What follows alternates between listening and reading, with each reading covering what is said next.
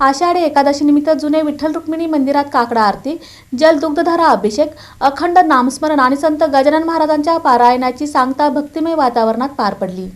आषाढी एकादशी निमित्त शहरातील ऐतिहासिक जुने विठ्ठल रुक्मिणी मंदिरात विविध धार्मिक व सामाजिक उपक्रमांचे आयोजन करण्यात आले। पहाटे काकडा, जलदुग्धधारा अभिषेक, अखंड नामस्मरण आणि संत गजानन महाराजांच्या पारायणाची सांगता भक्तिमय वातावरणात झाली। यावेळी आमदार विजयकुमार देशमुख यांनी श्री विठ्ठल रुक्मिणीचे दर्शन घेतले। कार्यक्रम विश्वस्त सुहास जोशी, अविनाश जोशी, अनंत जोशी, अंबादास जोशी, रमेश जोशी यांच्या मार्गदर्शनाखाली पार पडला। अनंत जोशी यांनी उपक्रमांची माहिती दिली।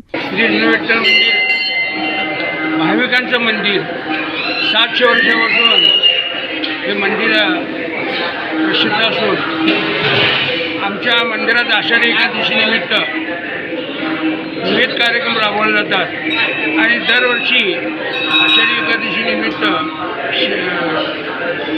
रक्तदान शिबिर, आरोग्य शिबिर हे नेहमी सतत चालू असते आणि आमच्या विठ्ठल मंदिरात चातुर्मास निमित्त 4 महिने प्रवचन नाशिक, काशी, बनारसचे विद्वान ब्राह्मण प्रवचन करीत असतात आणि गोकुळाष्टमीच्या वेळी म्हणजे जेव्हा श्रावण महिन्यात गोकुळाष्टमीच्या निमित्त 7 अवतार असतात, त्या 7 अवतारात